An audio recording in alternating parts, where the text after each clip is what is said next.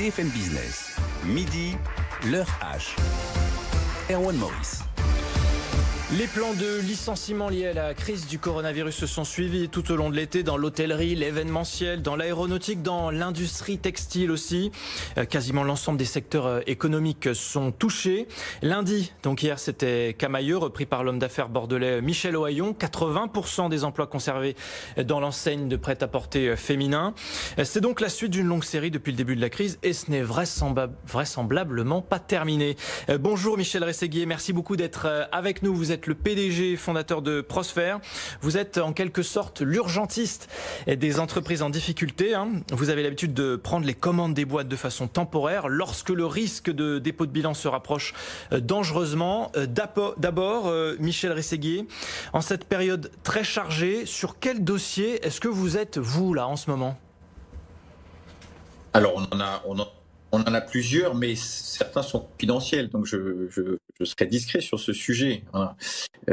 Mais disons qu'il y a un certain nombre d'actionnaires qui se préoccupent de l'évolution et des risques de leur modèle économique avant d'approcher d'un redressement judiciaire potentiel, si vous voulez.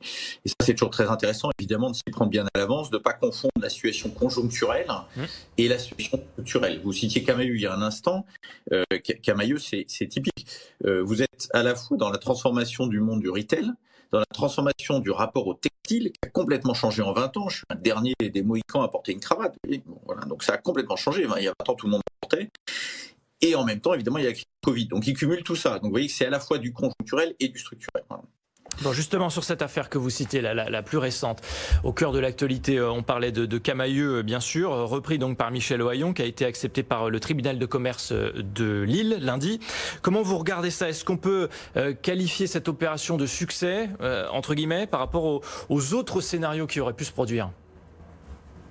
Je suis incapable de porter un jugement sur les différents scénarios possibles. Je vois que les salariés sont satisfaits et c'est toujours encourageant pour l'avenir, évidemment, même si, et d'ailleurs je lisais dans la presse, dans Libération ce matin, qu'un représentant syndical s'en inquiétait, les salariés peuvent être sensibles à des discours et à des promesses qui ne sont pas toujours suffisamment étayées, voilà, et donc ils ne sont pas toujours bons juges. Voilà, c'est pas toujours facile, évidemment, pour eux de savoir. Bon.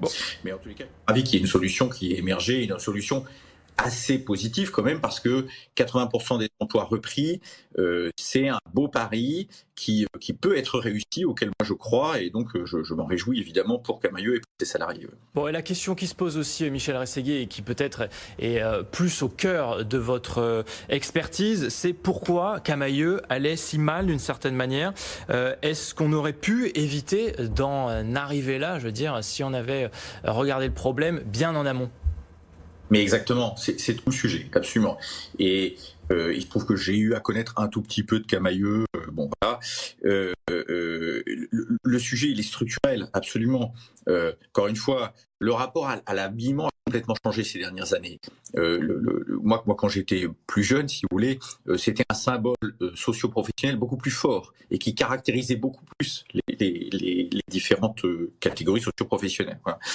Aujourd'hui, en réalité, tout le monde s'habille un peu de la même façon et il y a des échanges considérables entre les catégories dans les choix vestimentaires et les repères vestimentaires. Voilà. Donc il y a ce premier changement qui est absolument radical. Donc finalement, il y a une question fondamentale, c'est quel est le client idéal de Camaïeu ? Donc en fait, ce que vous nous dites, Michel Rességuier, c'est que la crise couvait déjà finalement. Et la crise sanitaire de la Covid-19 n'a fait que accélérer les choses ou révéler les choses.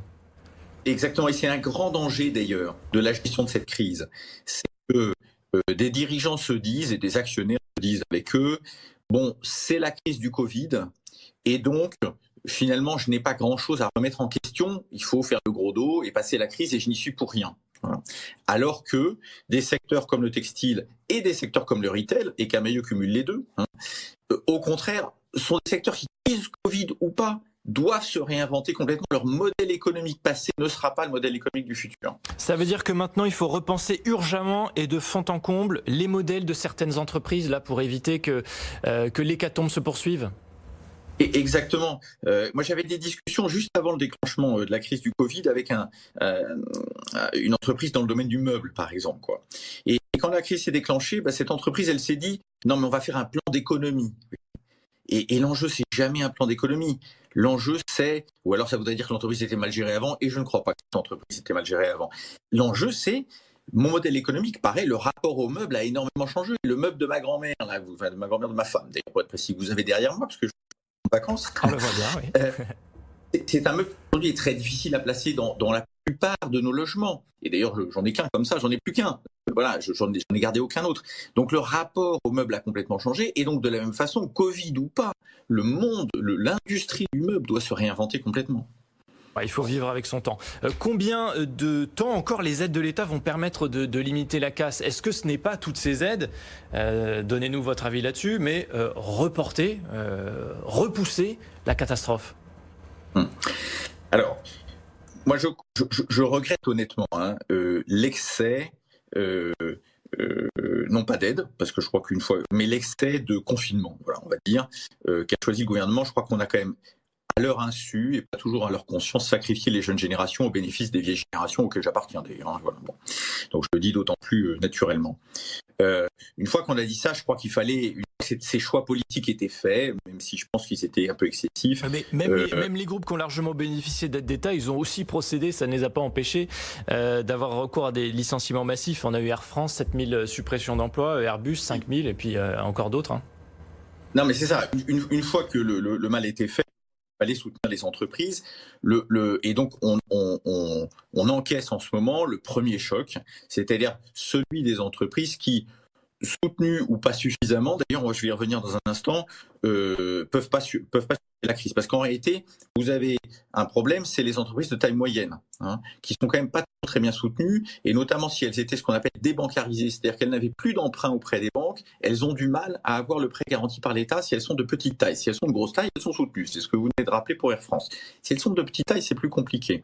Et ensuite, évidemment, comme vous le dites, va se poser le problème du remboursement, qui est tout à fait clé. Si on a le même taux de défaillance que pour les prêts bancaires habituels, ça sera supportable pour le gouvernement français, pour l'État français, on va dire.